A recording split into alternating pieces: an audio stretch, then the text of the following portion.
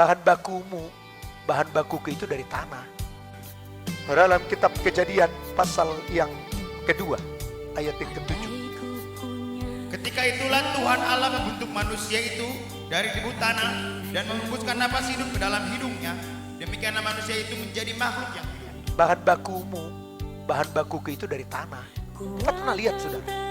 Alkitab mencatat selanjutnya, ketika hujan turun, maka disitulah Tuhan membentuk manusia itu dari debu tanah itu. Berarti tanah liat. Pasir mana bisa berbentuk. Saudara yang dikasihi, ketika manusia itu jatuh ke dalam dosa, konsekuensi manusia itu jatuh ke dalam dosa apa? Sesungguhnya manusia berdosa itu yang tidak datang kepada Tuhan, yang tidak membawa hidupnya kepada Tuhan, adalah menjadi santapan iblis, santapan setan. Iblis akan menggerogoti hidupnya. Setan akan membuat hidupnya akan lebih miskin, jatuh miskin. Kalau ketika hidup kita yang penuh dengan dosa ini, kita tidak segera datang kepada Tuhan, kita tidak segera bawa kepada Tuhan.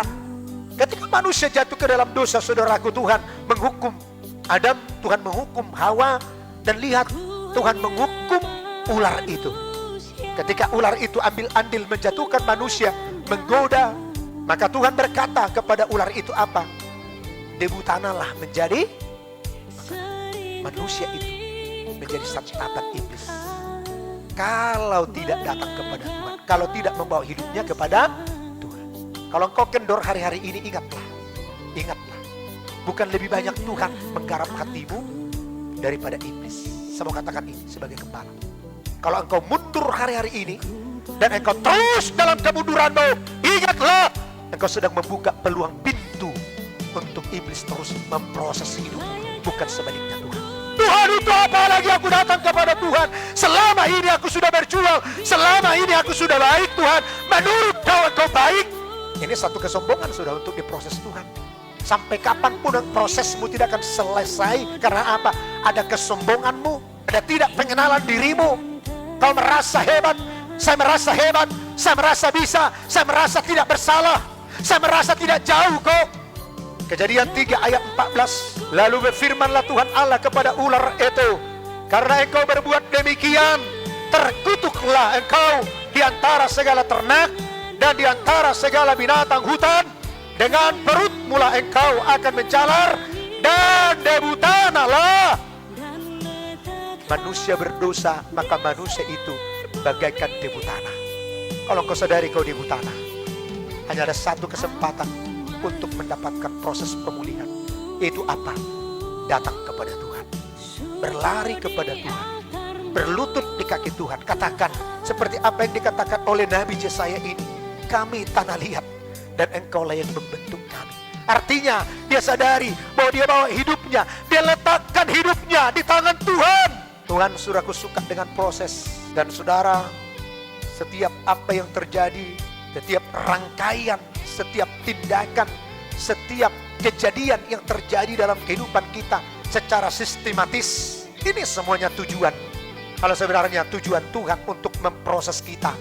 Artinya bagaimanapun bentuknya, bagaimanapun ketidaksukaan kita dengan ini, sebenarnya sebagai tanah liat, sebagai anak-anak Tuhan, kita harus katakan, Tuhan, bawalah sebagaimana mau Tuhan suka, sebagaimana mau Tuhan caranya bentuk. Saya mau dibentuk oleh Tuhan, bentuklah aku. Kita jangan mengeraskan hati, sebab saya percaya, saudara tahu bahwa firman Tuhan juga berkata bahwa sesungguhnya Tuhan mendatangkan kebaikan bagi saudara dan saya.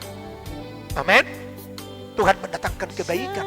Roma pasal 8 ayat 28. Dia mendatangkan kebaikan.